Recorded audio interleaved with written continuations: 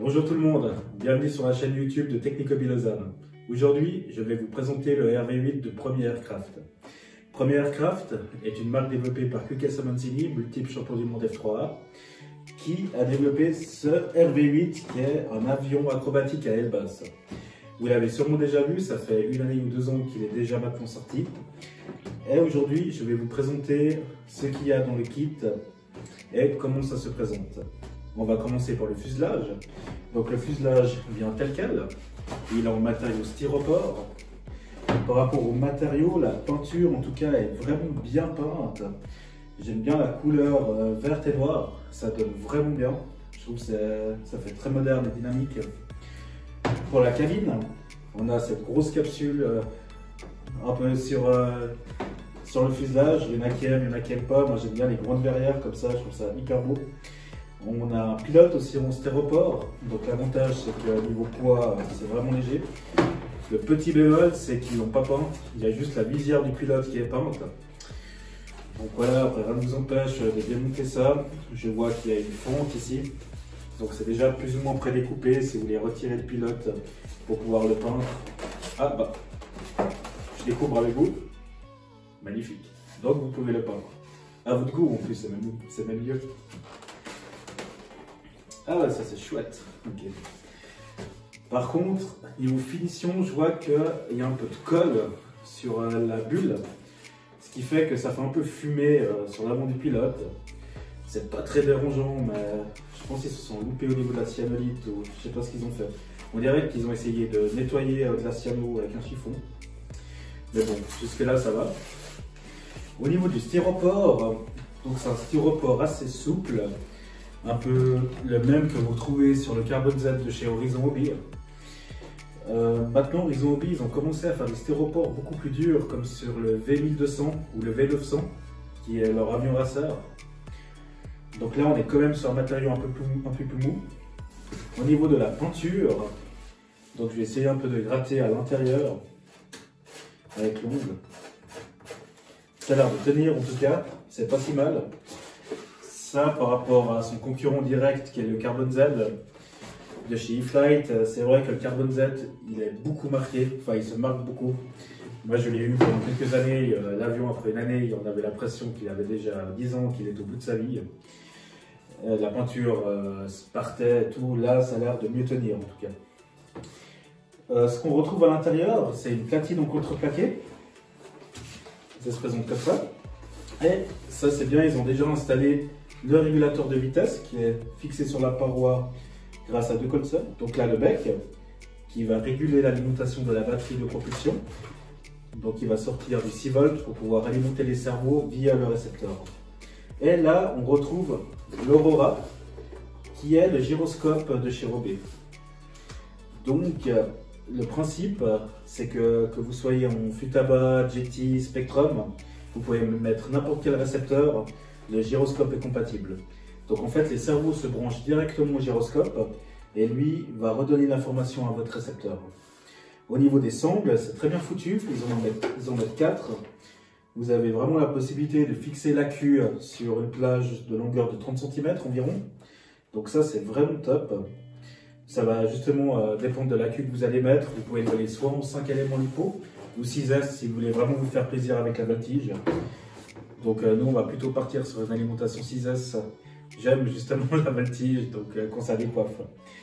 Le petit bémol là que je vois, c'est qu'ils n'ont pas fixé le moteur. C'est hyper bizarre. Donc comme vous pouvez le voir là, pas de moteur. Franchement aucune idée, c'est la première fois que je vois ce genre de choses. Peut-être qu'il manquait 10 cm au carton et du coup ils n'ont pas pu adapter le moteur, je sais pas. Pour la fixation de la cabine, donc comme ça par derrière et ici le petit crochet qui vient fixer, donc ça tient vraiment bien. J'aime bien ce genre de fixation, même s'il y a un petit jeu derrière, mais bon, ça reste après un avion en styropor, hein. On ne peut pas demander l'aide non plus. Par rapport aux clés d'aile, ils ont mis des clés d'aile en carbone, donc la clé d'aile principale. On est vraiment sur un tube carbone ultra léger et un autre petit tube carbone pour le stable. Pour le train d'atterrissage, ils nous ont fourni un train d'atterrissage en aluminium. Donc là, on est vraiment sur quelque chose de bien rigide, sans l'être trop. Vous voyez, si j'appuie comme ça, on a quand même un peu de flexibilité. Et par contre, on va regarder sur quoi on le fixe. Parce que souvent, on a toujours des beaux trains d'atterrissage. Mais le problème, c'est que c'est fixé sur quelque chose de pas solide.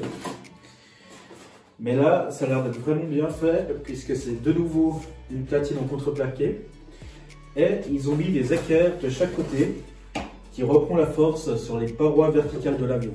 Donc il y a deux équerres d'aluminium de 5 cm qui sont vissés sur le contreplaqué et il y a un autre contreplaqué sur la paroi verticale. Donc ça fait vraiment un caisson, ça a l'air d'être vraiment solide. Je pense que pour casser ça, il faut vraiment taper fort, quoi. Donc là aussi, je vais devoir monter les roues. Bon, ça, elles sont déjà pré-montées, c'est pas un gros boulot. Et première bonne surprise que j'aime bien, c'est que c'est des carénages de roues en plastique. Donc ça a l'air d'être cool. Parce que s'ils avaient fait quelque chose en styropor et tout, ça serait tout de suite cassé. Pourquoi pas plastique? Moi j'ai l'habitude généralement des carénages de roues en fibre. On verra après ensuite au montage ce que ça donne. Là je vois déjà qu'il y a un petit jour dessus. Mais bon, il y a des vis qui sont pas serrées. Donc on regardera ça tout à l'heure quand j'aurai fini de monter l'avion. Un petit capot moteur à l'avant, donc une fois que j'aurai fixé le moteur, je viendrai poser ce petit capot. Le cône qui est livré avec, donc avec une hélice bipale. Belle hélice bipale, elle a l'air d'être assez rigide, style comme les APC, ça c'est bien. Par exemple, les E-Flight, ils ont tendance à faire des hélices beaucoup trop souples, j'aime pas beaucoup, généralement j'y change directement contre des APC. Mais là, ça a l'air d'aller. Le cône n'est pas la même couleur que l'avion, donc on voit que c'est un cône blanc et ils ont vraiment giclé le même vert que sur le styropor, donc bon point. Dérive stable, donc ça, pas besoin de vous faire un dessin, hein, je vais devoir y installer. Donc les fontes pour faire une boîte, donc on verra ça tout à l'heure. Et un petit sachet où vous retrouvez la roulette de queue, l'accastillage, des vis, des écrous. Et du coup le câble de programmation pour l'Eura 8, qui est justement le système du gyroscope, qui se trouve directement à l'intérieur de l'avion, pour pouvoir le programmer sur l'ordinateur.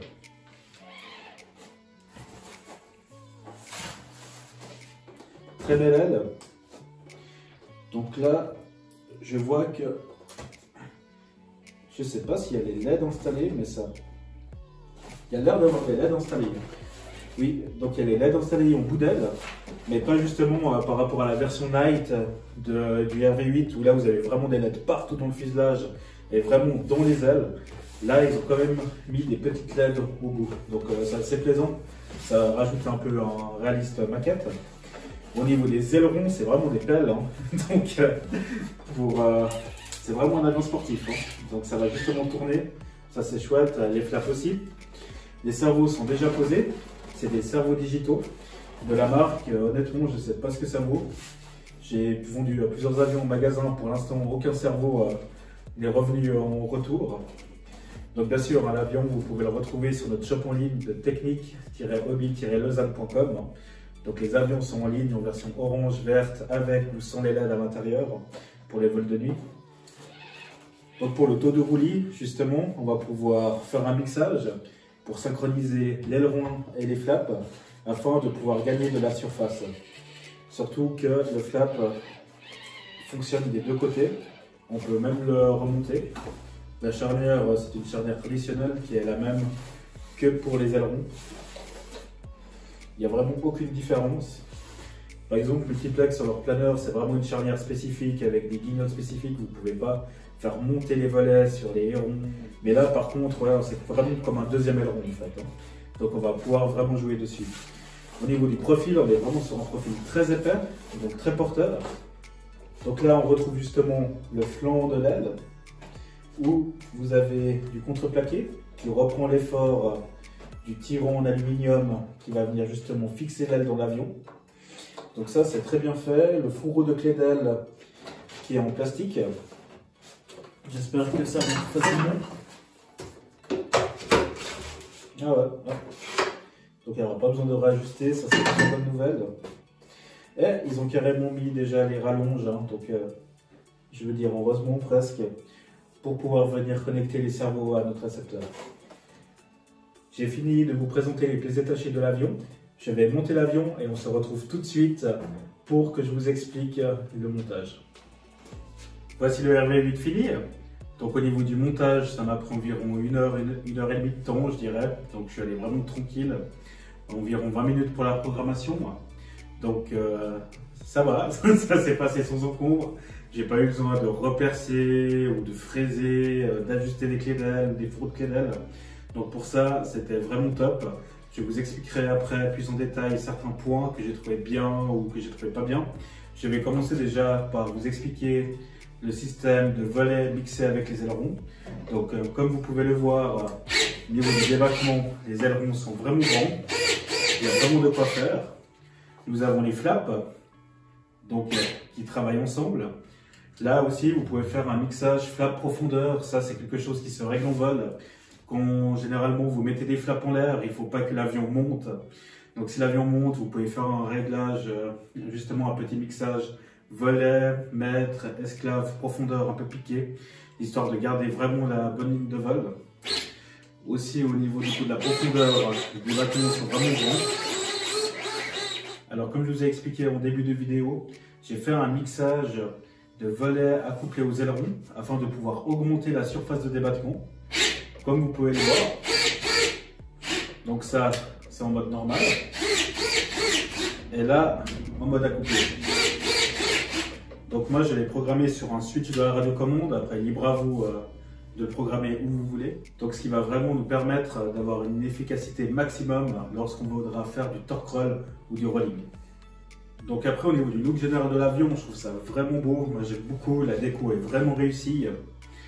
Au niveau des LED, hein, on retrouve du coup les LED au bout d'ailes. Au niveau des ailes, j'aime bien les avions à aile basse, c'est très polyvalent. Donc je préfère, même pour des débutants, généralement je leur apprends à voler avec des ailes basses comme le T28 Trojan de chez Parkzone. Je trouve que c'est beaucoup plus maniable, un peu moins vicieux quand on fait un virage. J'ai déjà essayé cet avion, ça vole vraiment comme une fleur. Il est hyper polyvalent, à basse vitesse, il est génial. C'est vraiment un avion que je vous recommande. Dans cette série de 2 mètres, donc les Carbon Z volent aussi très bien, le RV8. Je vais maintenant vous parler un petit peu de l'intérieur de l'avion. Donc là on retrouve mon récepteur, donc j'ai mis un récepteur Futaba. Au niveau des voies, là on utilise 7 voies, car il y a un cerveau individuel pour chacun des flaps. Les ailerons, là aussi cerveau individuel. La profondeur, par contre, c'est un cerveau qui fait bouger les 2 gouvernes et la dérive. Donc vraiment 7 voies, si vous avez 6 voies, du coup une radiocommande 6 voies, c'est possible. Par contre, il faudra mettre un Y aux ailerons et là, vous n'aurez pas la possibilité de faire travailler les ailerons et les flaps en même temps pour augmenter la surface d'aileron. J'ai décidé de ne pas utiliser l'Aurora, donc le système de gyroscope de la marque. J'ai vraiment branché les cerveaux directement à mon récepteur. Je suis pas très friand de ce genre de gyroscope. Moi, je préfère vraiment le pilotage manuel. Après, justement, pour ceux qui se sentent pas à l'aise ou qui ont un peu peur, c'est vraiment une très bonne option. J'ai déjà essayé le RV8 avec l'Aurora, donc avec cette aide au pilotage. C'est vrai que c'est assez génial parce que vous pouvez du coup choisir le taux de gain que vous voulez qui corrige. Et vraiment, quand il y a les bourrasques de vent, il reste dans la trajectoire. Donc c'est vraiment l'avion qui compense. Après, moi justement, je sais pas, ça me parle pas trop. Donc je préfère vraiment brancher mes cerveaux en direct. Je trouve que c'est vraiment plus simple. Pour la fixation du moteur, l'avantage c'est que c'est tout des vis métriques. Donc partout dans l'avion en fait, hein, ils n'ont pas mis du pas américain, ce qui est vraiment chouette. Donc comme ça, pas besoin de chercher des tournevis américains ou des choses comme ça. Donc vraiment tout du métrique. Il faut du cruciforme et du sipon, ça dépend pour les vis. La cuisse se met au milieu. Après, j'ai un 6 à 5000, c'est environ là où j'ai mon centre de gravité. Et encore, là, il faut que j'essaye en l'air pour vraiment être sûr de la position définitive de mon accu. Au niveau des câbles de l'ESC, là aussi, hein, ils étaient bien mis en avant. Donc, pour connecter au moteur, c'était hyper facile. J'ai pu les tirer dehors, les brancher. Bien sûr, rassurez-les. Hein. Assurez vos câbles avec un petit bout de scotch, donc vous entourez, ou le mieux pour faire propre, c'est de la gaine thermo-rétractable, hein, pour vraiment faire les choses proprement. Au niveau du montage de la dérive et de la profondeur, donc la profondeur elle est vissée, vous avez 2 vis de chaque côté, donc je vous dis tout de suite, c'est pas fait pour être démonté, hein. Je pense que vous démontez 5-6 fois, ça va commencer à prendre vraiment beaucoup de jeu. Donc prévoyez une voiture assez grande, que ça prend pas mal de place. La dérive elle est collée carrément. Donc là aussi, hein, vous pouvez soit choisir de coller avec de l'époxy, de la céanoacrylique ou de la UU-Port. Moi c'est ce que j'ai utilisé, j'adore cette colle hein, pour le styropor, pour moi c'est vraiment la meilleure. Donc c'est de la colle de contact vraiment spéciale pour ça, ça tient hyper fort. Et si un jour vous devez changer quand même, on arrive avec l'alcool à brûler un peu à la dissoudre. Et puis pouvoir justement enlever la partie. Or, ma petite astuce pour tenir l'accu, donc je vous explique, j'ai pas utilisé du velcro car je suis vraiment pas fan du velcro parce que à chaque fois qu'on enlève l'accu, le velcro il s'arrache, on doit le recoller, c'est vraiment des fois la misère. Donc j'utilise en fait de l'anti-dérapant pour les coffres de voiture, c'est mon ami Marc qui m'a donné cette technique, je vais vous montrer, j'espère que vous allez voir sur la vidéo. Donc en fait, c'est cette bande noire qu'on découpe du coup au format qu'on veut et je la colle directement sur le contreplaqué à l'époxy 5 minutes. C'est vraiment, au début, j'y croyais pas trop, j'avais un peu peur, mais c'est vraiment le top. Donc là, vous pouvez le trouver justement dans des Do It, hein, Brico Do It ou Jumbo. C'est l'antidérapant pour les coffres de voiture. Donc là aussi, ce qu'il va vous falloir pour le montage, c'est du frein filet. Donc là aussi, Loctite hein, pour visser tout ce qui est vis sur tout ce qui est vis métallique, donc des écrous métalliques hein, bien sûr. Donc là presque toutes les vis j'ai mis de la Loctite, il y avait à chaque fois des écrous à griffes qui étaient mis sur le contreplaqué.